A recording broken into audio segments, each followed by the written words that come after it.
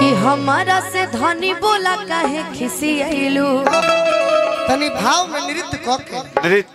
नृत्य गीत सेम संग नृत्यांगना किसे कहते हैं? जो संगीत के आंगन में नृत्य करे उसे नृत्यांगना कहते हैं। कि सुता ही के बेरी तू मुहावा बोले कि लगे गरमिया बनिया डोलाइए देता हो ना कि लगे गरमिया बनिया डोलाइए देता हो ना। हे राजा हो हमारा ला कूलर लगावइए देता हो ना।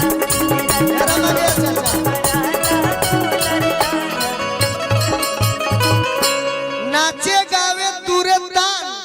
ओकरे रखे दुनिया मान ये से तनी मनी। अच्छा के करा डांस देखे के मानुक के हाथ उठा के बताओ। जब तक रौरा सब मनोबल ना बढ़ाई तनी मिलल कर दिल से मिलल कर। आहा अनुपमा तनी चेहरा पर हंसी लावा जान हाँ रोजे ताहर प्रोग्राम भाई से मन थक जाला। मुस्कुराहट इज बेस्ट परफॉर्मेंस। लेकिन कलाकार के नरम आवाज होके गरम आवाज होके लेकिन चेहरा पर हंसी रही श्रोता और नजर रहेला नु तो कैसनो कार्यक्रम बेड़ा पार लग चेहरा पर चार्मिंग जरूरी है। अब सोचो कि हमरा गोली लागल होके डॉक्टर कहले कि 2 घंटा गावे के बा फिर रेस्ट करे के बा बिहान भेला फिजियोथेरेपी करावे के बा बाकी श्रोता सही सन अब लय के मारल बनी तो बर्दाश्त होई ना तो रोजे गावे के बा तो सब सरस्वती के नाम लो तनी भाव में आवो गलती नहीं है भाव तनी कमर से तनी अनुलोम विलोम तनी कर चल तनी सट के ए राजा हो आव तो हम हाउ बोला रह हेने आ रानी हट हट तनी हाउ बोला कद रह तनी गाव तब नु हम तार साथ दे तनी आ तनी ताली बजा दे लोग। अच्छा बैठ 2 मिनट बैठ जा प्रेम से कहल जाला इज्जत संभर लेबे कहि तर बैठ इज्जत संभर लेबे बैठो अपने के बैठो। चल अनुपमा तनी गा के कह हे राजा हो। अच्छा हम गाओ तनी तू नची ओकर बाद कही कि चुप हो खठार जनी लोरावा छोड़ी दो आचरा चुप हो खठार जनी लोरावा छोड़ी दो अरे रोजनी आरावा तैयारी में हो जाता नहीं तैयारी में रेडी यू अनुपमा लेडी की रोजनी आरावा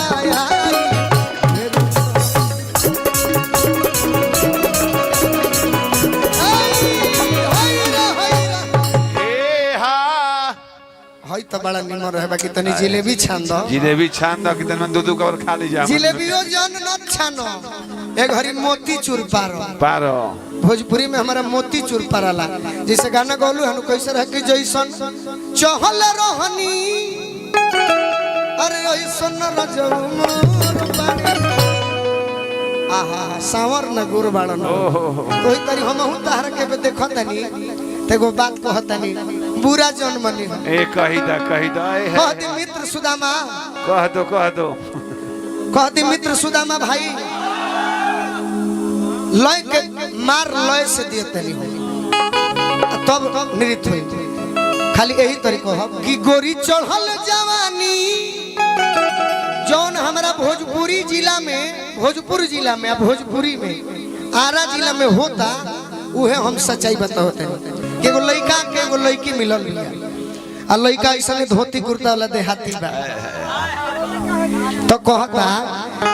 कि गोरी चढ़ल जवानी अरे अब कुछ लूर सीख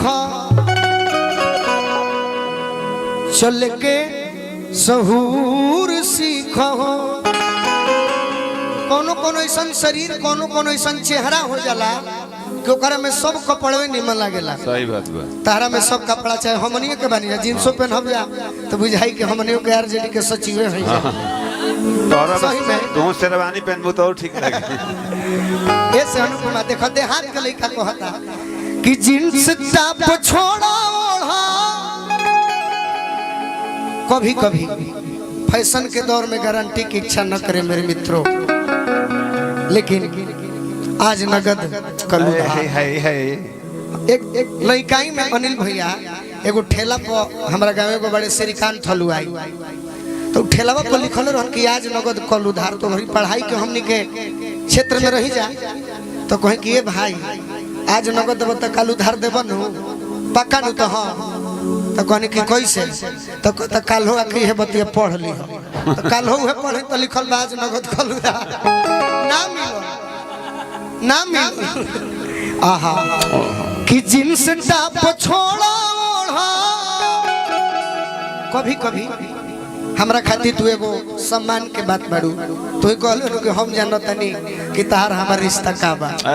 ओ ना ते कहतनी बुझ जाई हम कि जी हसनी ना पगल ना बुझाता यही से भीतर से हंसता रे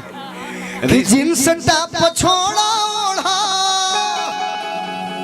अरे माथ पचुनरिया जहिया एक नौड़े के परी चुप रहबे कि ना रे ना रे जईबू पिया के घरे जईबू नु अरे बन के बहुरिया बाकी तार घर गोरखपुर हन गोरखपुर जानी खर नहीं खर है कि छोड़ा गोवा गोरखपुर अरे रहे भोजपुर सीखा कैसा कहा लोग निमन बाकी नीमन पगलवन के बात ना बुझाई एक घंटा बाद पूछा ना कि गोलू रे जाओ कौन गाना गइले रहे मारो माजा नहीं तो काहे निगा दो ढेर गमो के होई नु तब बर्बादी का जरवा हो जाए ढेर गमो ना तनी कूलर वाला रहो आओ आओ आओ तनी कूलर वाला हो जाए तनी डांस करके ए रानी डांस नहीं आता मुझे तारा ना वेला नौ जानेलू छवे ना जानेलू हाय हाय डांस तो जाना करे डांस तार बहुत निमन होत है रियाज के लिए बड़ी ए रानी मामा से सीखले बने हां आओ रानी हुआ ऐसा देखो सीखले ए रानी अरे रानिया तारा तनी कूलर होला तारा आहा तारा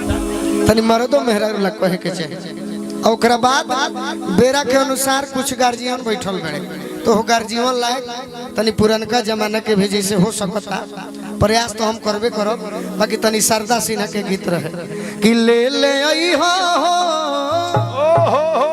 पिया से नूरा बंगाल से चाहे सैया मिले लड़ी कैया मैं का करूं चाहे कहे तो से सजना कहे तो से सजना चाहे केहू के ताला दू ताला के मकनिए निकबा सखिया रे सखी हमरा पूछ के पलनिए निकबा इहो तनी कहबू तो गार्जियन जन है कि ना अनुपमा पूरन को जानन वाह उसे तनी तहार अच्छा पहचान हो दुकानदार ऐसने बने के चाहिए कि सब समय में कहीं दुकान में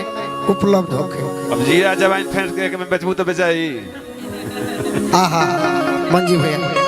अब हमारा मंजी भैया कबे से हमरा के कहतनी कि एगो लालू जदोला हो जाए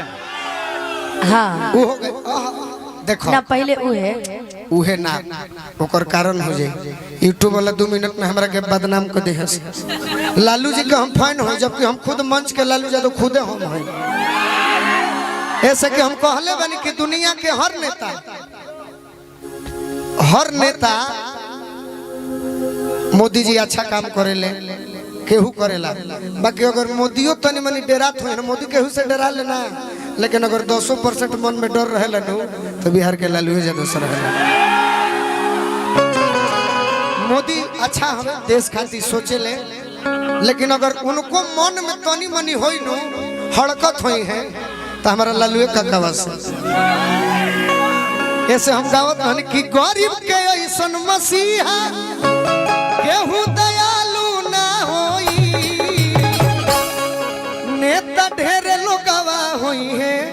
केहू लालू ना होई तनी कूलर वाला लालू चाचा वाला होई आहा हा देखिए ले पैसा जाई ले पैसा फोटो को खिंचा लो आलम दिलशाद जी हैं हां जाई रो रखे आलम दिलशाद बेचता है यूरिया खाद चली आहा कूलर वाला कह फिर वो होई मंजी भैया ओकर समय हो जाई। जैसे कि देखी कलाकार ये गीत हम दिल से गौले बानी पहले भी आज भी जितना वो परिवार से हमारा प्रेम मिलल बा कहीं नहीं मिलल तो दिल से गाई। लेकिन अभी गाई लू